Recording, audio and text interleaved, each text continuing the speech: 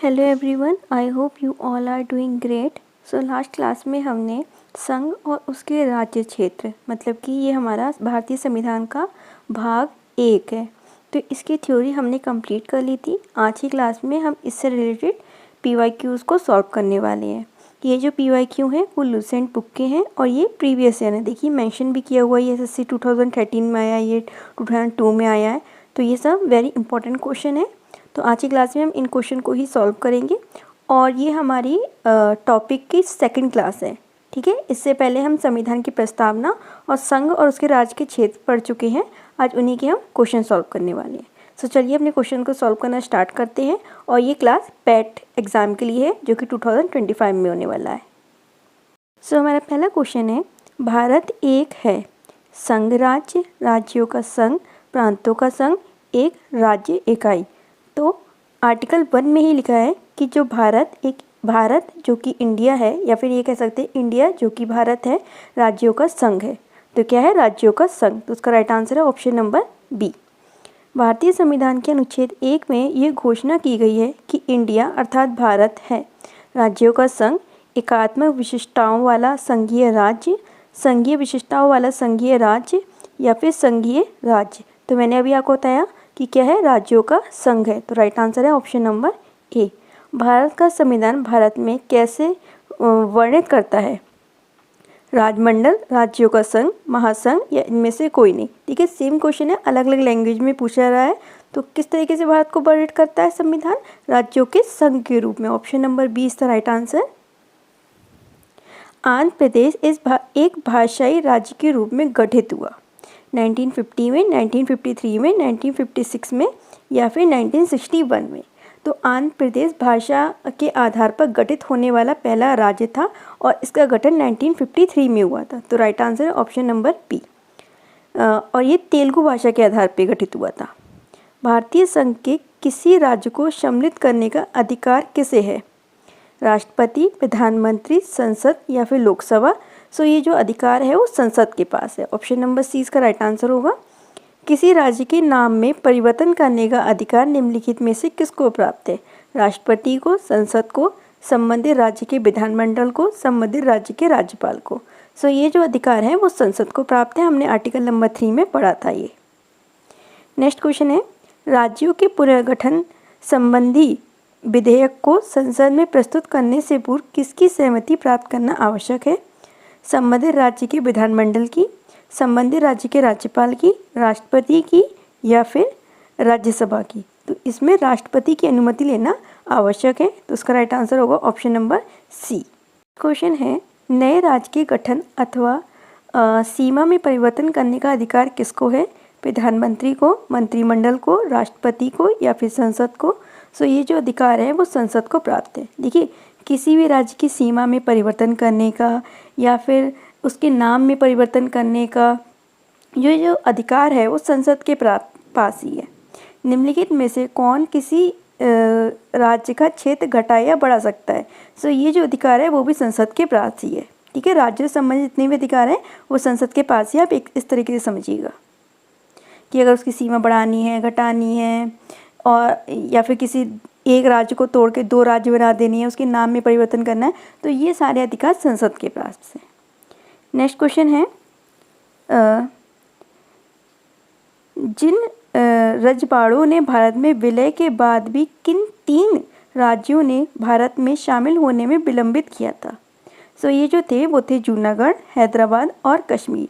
इन्होंने राज्यों में विलय होने में बहुत ज़्यादा देर लगा दी थी। तो राइट आंसर है ऑप्शन नंबर बी। 500 से अधिक रजवाड़ों यानी कि देसी रियासतों के भारत में विलय के लिए कौन उत्तरदायी था?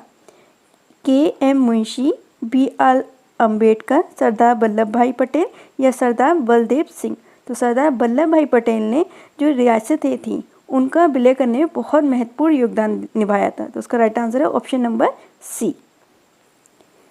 निम्नलिखित जोड़ों में से किसने देशी रियासतों को भारतीय संघ का अंग बनाने में सबसे महत्वपूर्ण भूमिका अदा की थी?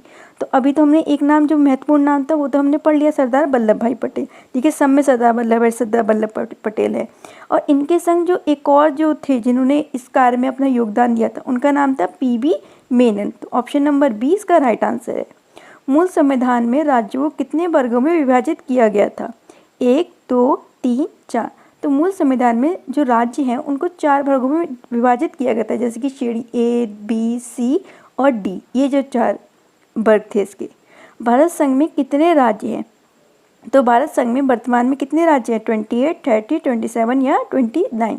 तो वर्तमान में 28 राज्य हैं और 8 केंद्र शासित प्रदेश हैं।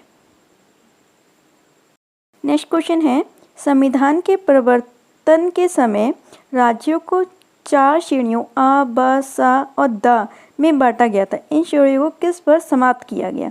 ये A, B, C, D वही श्रेणियाँ जो अभी मैं आपको बता रही थी कि A, B, C, D 4 श्रेणियाँ थी, जो ये वही श्रेणियाँ हैं। तो 1951 में, 1954 में, 1956 में या फिर 1992 में। तो जब 7वां संविधान संशोधन हुआ था 1956 में, तब इनको समाप्त कर दिया गया था और उस टाइम पे 14 राज्यों का गठन किया गया था और 6 केंद्र शासित प्रदेशों का गठन किया गया था। नेक्स्ट क्वेश्चन है, भाषा के आधार पर राज्यों का पुनर्गठन किस वर्ष में किया गया? 1956, 1952, 1950 या 1951? तो ये भी 1956 में ही हुआ था। Option number A is the right answer. प्रथम भाषाई राज्य किससे बनाया गया? केरल, तमिलनाडु, आंध्र प्रदेश या फिर महाराष्ट्र? तो उसका राइट आंसर है ऑप्शन नंबर सी, आंध्र प्रदेश। तेलुगु भाषा के आधार पर इसे पहला भाषाई राज्य बनाया गया था। नेक्स्ट क्वेश्चन है, सर्वप्रथम भाषा के आधार पर आंध्र प्रदेश राज्य का गठन 1953 ईस्वी में हुआ था। ठीक है, इसके पूर्व वहाँ एक आंदोलन हुआ था। इस आंदोलन में किसकी मृत्यु हो गई थी? देखिए 1953 से पहले क्या हो रहा था कि भाषाई आधार पर राज्यों का गठन नहीं किया जा रहा था। 2 समितियां आई थी, एक तो थी SK धर समिति या फिर कमेटी कह सकते हैं, और एक थी JBP कमेटी, जिसमें जवाहरलाल नेहरू, बिपिन चंद्र पाल इनके सदस्य थे। उनने मना कर दिया था कि हम भाषाई आधार पर राज्यों का गठन नहीं करेंगे।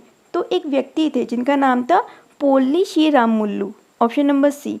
इन्होंने क्या किया कि अनशन पे बैठ गए। इन्होंने कहा कि नहीं, इन्होंने ये डिमांड रखी कि आंध्र प्रदेश का गठन किया जाए तेलुगु भाषा के आधार पे। लेकिन 58 डेज तक ये बेचारे मतलब अनशन पे बैठ रहे और उनके बाद उनकी मृत्यु हो गई। तो उसके बाद इन्होंने तेलुगु भाषा के आधार पे आंध्र प्रदेश का गठन किया था। नेक्स्ट क्वेश्चन है, मूल संविधान में राज्यों को 4 अलग अलग प्रवर्गों को समाप्त करने के लिए किसकी अध्यक्षता में राज्य पुनर्गठन आयोग का गठन किया गया था? फजल अली, KM पणिकर, HN कुजूर या श्री रामपल्लू? तो फजल अली ने की अध्यक्षता में, या फिर हम कह सकते हैं कि फजल अली कमेटी थी और उसके अध्यक्ष का नाम भी फजल अली था, इसीलिए उस कमेटी का नाम फजल अली कमेटी था। 1953 में इस कमेटी को बैठाया गया था और इस कमेटी ने ये सिफारिश की थी कि हाँ, हम भाषा के आधार पर राज्यों का गठन कर सकते हैं, और उन्होंने जो ABCD श्रेणियाँ थी उनको भी समाप्त करने की बात कही थी। नेक्स्ट क्वेश्चन है, राज्य पुनर्गठन आयोग का गठन किस वर्ष किया गया था? 1950 में, 1951 में, 1952 में या फिर 1953 में? सो इसका राइट आंसर है ऑप्शन नंबर डी, 1953 में। नेक्स्ट क्वेश्चन है, भाषागत आधार पर राज्यों के पुनर्गठन के लिए भारत सरकार ने दिसंबर 1953 ईस्वी में राज्य पुनर्गठन आयोग की नियुक्ति की थी, जिसके अध्यक्ष का भी हमने नाम पढ़ा था, फजल अली। इनकी रिपोर्ट के आधार पर 1956 ईस्वी में राज्य पुनर्गठन अधिनियम संसद में पारित किया गया।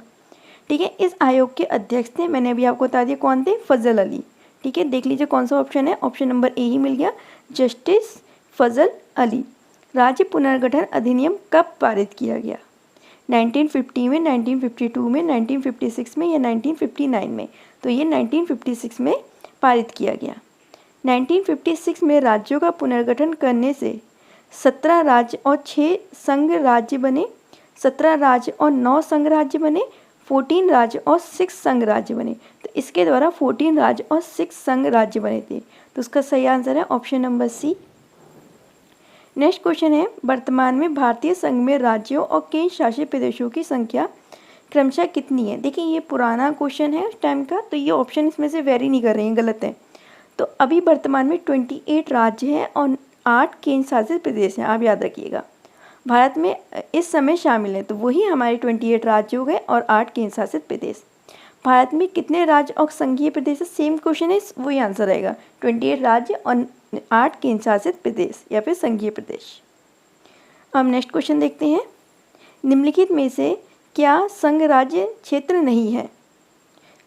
लक्षद्वीप, दादर नगर हवेली, पुडुचेरी या फिर नागालैंड। तो नागालैंड है वो संघ राज्य क्षेत्र नहीं है बल्कि एक राज्य है। निम्नलिखित में से कौन भारत का एक केंद्र शासित प्रदेश नहीं है? चंडीगढ़, त्रिपुरा, पुडुचेरी और लक्षद्वीप।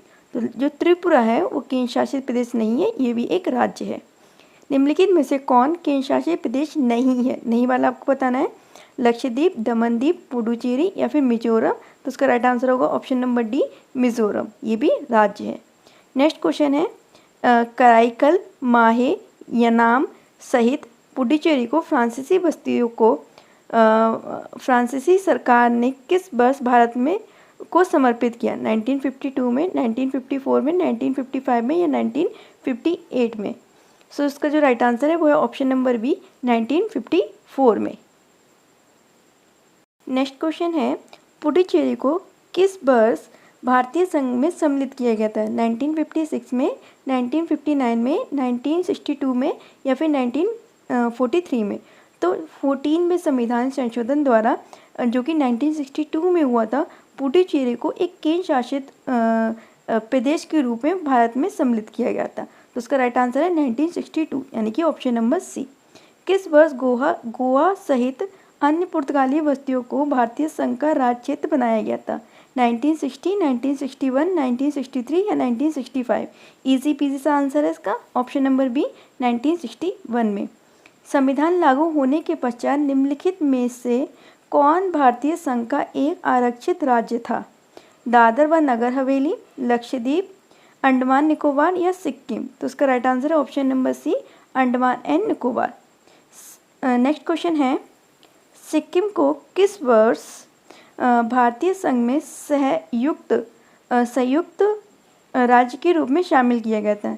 1971 में, 1972 में, 1974 में या फिर 1975 में? देखिए 1974 ईस्वी में सिक्किम को भारत संघ में एक संयुक्त राज्य के रूप में सम्मिलित किया गया था और इस टाइम पे जो संविधान संशोधन हुआ था वो 35वां संविधान संशोधन हुआ था। तो उसका राइट आंसर होगा ऑप्शन नंबर सी। लेकिन एक साल बाद ही 1975 में सिक्किम को भारत का एक राज्य के रूप में शामिल कर दिया गया था और उस टाइम पे जो संविधान संशोधन हुआ था वो हुआ था 36वां संविधान संशोधन।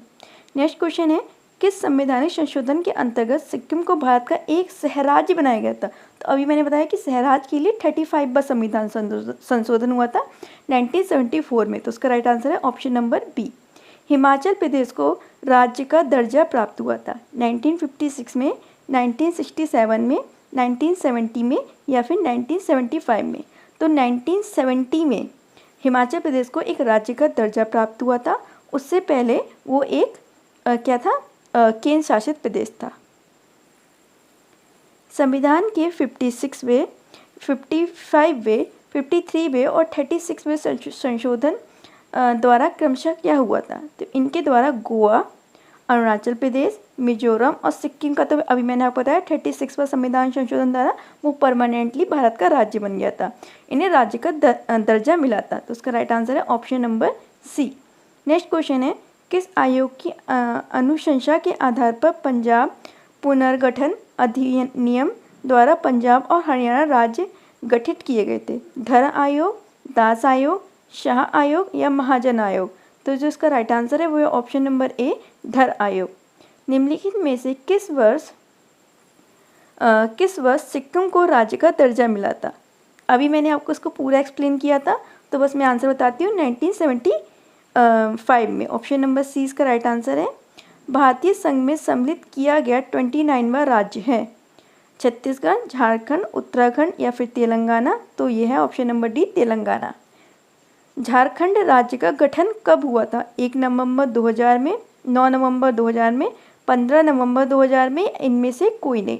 तो जो झारखंड राज्य है उसका गठन हुआ था 1 नवंबर 2000 में। ऑप्शन नंबर ए इसका राइट आंसर होगा। नेक्स्ट क्वेश्चन है, सिक्किम भारत का 22वां राज्य बना था? तो ये भी मैं आपको एक्सप्लेन कर चुकी हूँ कौन से संविधान संशोधन द्वारा, 42वें, 42वें, 40वें, 39वें या 36वें? तो उसका राइट आंसर है ऑप्शन नंबर डी, 36वें।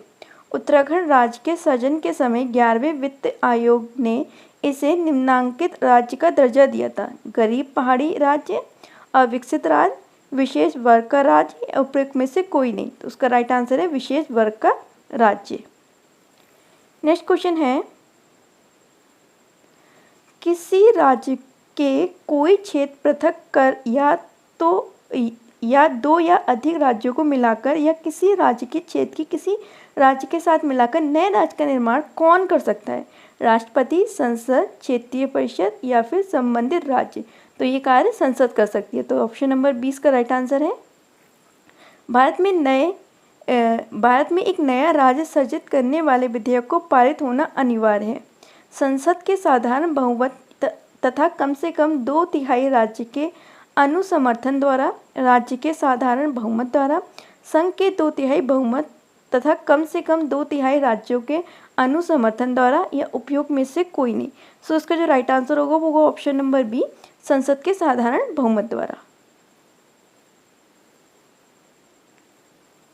क्वेश्चन है, संविधान के प्रथम अनुच्छेद के अनुसार भारत राज्यों का समूह, राज्यों का फेडरेशन, राज्यों का कन्फेडरेशन या राज्यों का यूनियन? तो क्या है? राज्यों का समूह है। ऑप्शन नंबर ए इसका राइट आंसर है। नीचे दिए गए राज्यों का भारत संघ में संपूर्ण राज्य का दर्जा प्राप्त होने का सही कालक्रम कौन सा है? तो सबसे पहले नागालैंड का भारत में विलय हुआ था। कब हुआ था नागालैंड का विलय? हुआ था 1963 में। उसके बाद हरियाणा का विलय हुआ 1966 में। देखिए 1963 में नागालैंड का, फिर 1966 में हरियाणा। सिक्किम का कब हुआ था? अभी हम लोगों ने पढ़ा है 1975 में पूर्ण रूप से हो गया था। और जो अरुणाचल प्रदेश है उसका जो विलय हुआ था वो हुआ था 1983, आई थिंक 83 या 85 ऐसा ही कुछ है। तो ऑप्शन नंबर 20 का राइट आंसर हो गया। नेक्स्ट क्वेश्चन देखिए, संसद में नए राज्यों को बनाने की प्रक्रिया के बारे में निम्नलिखित कथनों में से कौन सा सही नहीं है? आपको रॉन्ग वाला बताना है। संसद विधि द्वारा नए राज्य बना सकती है, सही बात है, संसद विधि एक नए राज्य को बना सकती है तथा मौजूदा राज्यों की सीमाओं और नामों में हेर फेर कर सकती है, मतलब कि बदल सकती है। ये बातें बिल्कुल ठीक है। इस प्रकार का कोई विधेयक राष्ट्रपति की सिफारिश के सिवाय संसद में पेश नहीं किया जाएगा। हाँ, पहले राष्ट्रपति की अनुमति लेना, उनकी सिफारिश लेना जरूरी होता है। इस प्रकार के किसी विधेयक को राष्ट्रपति प्रभावित राज्य में विधानमंडल को निर्देशित कर सकता है। बिल्कुल सही बात है। इस प्रकार की विधि अनुच्छेद 368 के कार्य क्षेत्र में आएगी। तो ऑप्शन नंबर डी ही इसका रॉन्ग है। हम अपना नेक्स्ट क्वेश्चन देखते हैं। नेक्स्ट क्वेश्चन है, राज्य पुनर्गठन आयोग की सिफारिश के अनुसार भारतीय राज्यों का व्यापक पुनर्गठन कब पूरा किया गया था? 1953 में, 1956 में, 1960 में या 1966 में? सो इसका जो राइट आंसर है वो है ऑप्शन नंबर डी, 1966 में। मध्य प्रदेश का राज्य का गठन कब हुआ था? 1 नवंबर 1959 में, 1 सितंबर 1956 में, 1 नवंबर 1956 में या 1 सितंबर 1951 में? तो उसका जो गठन हुआ था वो 1 नवंबर 1956 में हुआ था। भारतीय संविधान भारत का वर्णन किस रूप में करता है? राज्यों का संघ, अर्धसंघीय राज्यों और संघ राज्य क्षेत्रों का महासंघ या एकात्मक राज्य? तो ये राज्यों के संघ के रूप में इसका वर्णन करता है। अनुच्छेद 1 में ही लिखा है। हरियाणा राज्य कब बना था? 1 नवंबर 1966 में, 1 अक्टूबर 1966 में, 1 सितंबर 1966 में या 1 नवंबर 1965 में? तो इसका जो राइट आंसर है वो है ऑप्शन नंबर ए, 1 नवंबर 1966 ईस्वी में हरियाणा राज्य का गठन हुआ था। सो यहाँ पे हमारे आज के टॉपिक के 52 क्वेश्चन कंप्लीट होते हैं और आप लोग मुझे ज़रूर बताइएगा कि आपके 52 आउट ऑफ कितने मार्क्स आए हैं। आज की क्लास के लिए इतना ही। Bye and have a good day.